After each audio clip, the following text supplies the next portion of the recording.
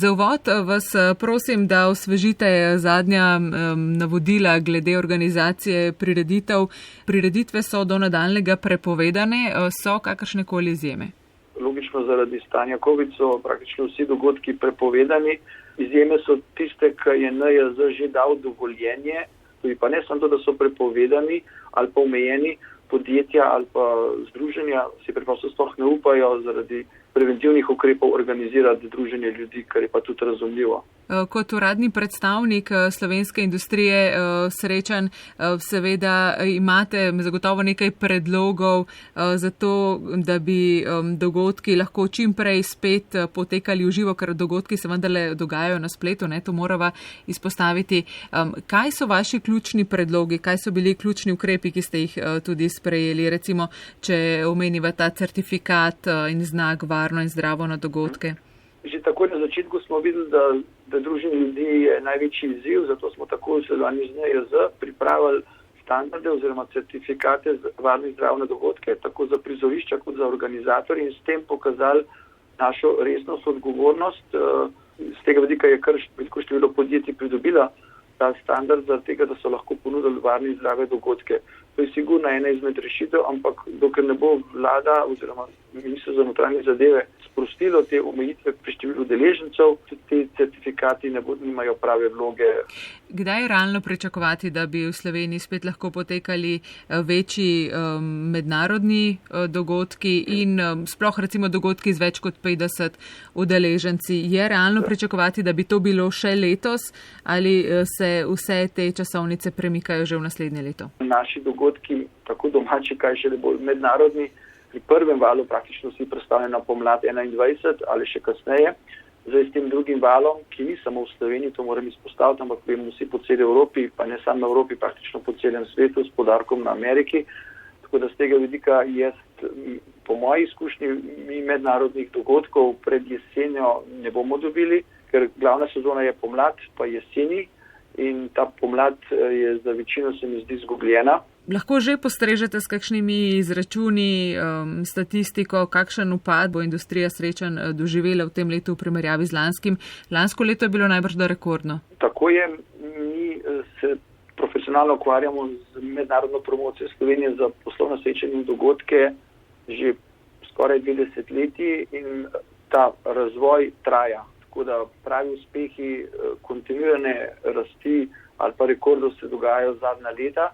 In lahko potrdimo, da je bil 2019 in tudi 2020, 2021, 2022 bili rekordna leta, tako da je katastrofa v naši dejavnosti glede to, da bi mogli imeti rekorde, imamo pa izpade grozne. Tako da mi smo naredili že analize pred poletjem, pa na začetku jeseni in tukaj vidite, da je več kot 50% podjetij ocenilo, da imajo izpad med 80 in 100%, kar pomeni, da je to katastrofalno. Tukaj, če ne bomo najdli pomoči države, bo ta dejavnost hudo utrpela in veliko število podjetij in visoko strokovnega kadra bo končal na zavodu za zaposlovanje. Ko omenjate pomoč države, pa ko omenjate, da pričakujete, da bi se lahko večji dogodki odvijali šele jeseni prihodnje leto, o kakšni pomoči govoriva? Kaj si trenutno predstavljate, da bi lahko vsaj malce rešilo industrijo srečanj? Najprej prvi ukrep, ki ga je vlada že potrdila in podaljšala in zdaj v 5. potrebu ponovno, se pravi podaljšanje ukrepa čakanja delo doma. To pomaga, da podjetja niso primorana odpustiti svojih ljudi, ampak da jih imajo lahko še zmeraj v zaposlitvenem razmerju. Res pa, da je ta strošek za podjetje razmeroma visok, ker se ne krijejo vsi stroški. Sled tega imamo dodatne predloge ukrepov, je, da pridobimo nepovratno finančno subvencijo v oceni vrednosti do 10% glede na lanske prihodke, s tem bi pokrili te materialne stroške, ki jih potrebuje podjetja, da funkcionirajo, čepravi ne ustvarjajo prihodkov.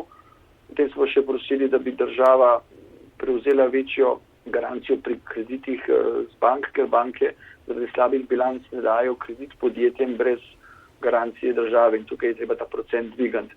Potem imamo pa še eno serijo ukrepov za ponovni zagon, ker ko bo tega korona časa konec, bo potreba se ponovno zagnati in bo treba biti aktiven tako mednarodno, kako tudi drugače, da se bodo vrnili ta dogodki. Je posluh za vaše predloge?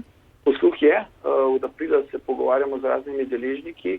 ampak mora biti sklena, da gre vse zelo, zelo počasi, ker je tako počasi, se bojim, da bo za mnoga podjetja in zaposlene to že in praktično dnevno dobimo informacije z trga, da se odpuščajo visoko strokovni kader in to je za nas grozno, ker je to, kot se rekel, da so podjetja prišla na ta nivo izkušenj, je trajalo 10 in več let. Ogromno povezanih podsistemov imamo v mislih, ko govorimo o industriji srečanj, od turizma do prevozov, kulinarike. Že poleti smo na Valu 202 opozorili na izjemno zahtevne čase za catering ponudnike. Kaj sploh ostane tem ponudnikom? Kako zagotoviti, da celoten sektor, kot ste omenili, ki je kompetence gradil več kot desetletje, preživi te čase in da bo pripravljen na delo, ko bodo srečanja spet dovoljena? Industrija sreče ni samo kongresni center pa hotel, ki se ga mogoče najbolj vidi. Tukaj je mnogo izvajalcev, da se sploh to zgodi. Že sploh, da pride mednarodni dogodek v državo, destinacijo, zatem stoji več let dela različnih strokovnjakov, tako z področja znanosti oziroma tiste tematike, kot kongres je, kako tudi izvajalcev. Tukaj govorimo o profesionalnih kongresnih organizatorjih, predstavnikov destinacij. Potem, ko se pa kongres zgodi, je pa cela serija izvajalcev, med njimi seveda tudi kulinarika, prevozi, ki ste jih omenili, in catering podjetja. Eno od teh konkurenčnih prednosti Slovenije je sigurno hrana, pijača, se pravi ponudba catering podjetij in oni so tudi zelo, zelo prizadeti od tega. V zadnjih letih so se delno diverzificirali, da imajo tudi restauracije, tako da so vsaj delno lahko preživeli z nudenjem storitev v lastnih ali pa najetih restauracijah. Obenem so pa prilagodili catering novi normalnosti, se pravi COVID-free, če hočete. Ravno nekaj dni nazaj smo bili v Budimpešti, ker smo organizirali mednarodni dogodek promocijo Slovenije in smo imeli s sabo slovenski catering in je ponudil hrano prilagojeno, se pravi čim bolj varno in zdravo. Tako da cateringu so se prilagodili, je pa to problem, da vsa ta prilagoditev zahtevajo večje stroške, cene pa kvečem nižje so, ker je trg zelo občutljiv za vsak evro zdaj. Tako da je izjemno težko obdobje ne samo za hotele pa kongresne centre, ko se mogoče najbolj vidi, ampak za celotno storitveno verigo. Miha Kovačič, direktor Kongresnega urada Slovenije, 2 desetletji je Slovenija gradila to svojo prepoznavnost in si skušala izboriti pomembno mesto na evropskem zemljevidu za kongrese, za konference, za velika korporativna srečanja. To je v zadnjih letih uspelo. Zdaj je, kot rečeno, pred industrijo srečanj velika preizkušnja. Pravite, da bi se utegnilo zgoditi, da bi spet padli 20 let nazaj, če ne bomo pametno zdaj sprejeli teh ukrepov in obdržali industrije srečanj v kondiciji. Odkot preti največja konkurenca? Kako se potem ti mednarodni tokovi obrnejo drugo smer? Kam bi se recimo lahko ti veliki kongresi, konference preselili? Borba za mednarodne kongrese je kot profesionalni šport. Zakaj? Zato, ker za tem stoji velike dodana vrednost za celotno destinacijo, kako tudi za stroko. Zamislite si, da Ljubljana, Slovenija gosti svetovni kongres z določenega področja.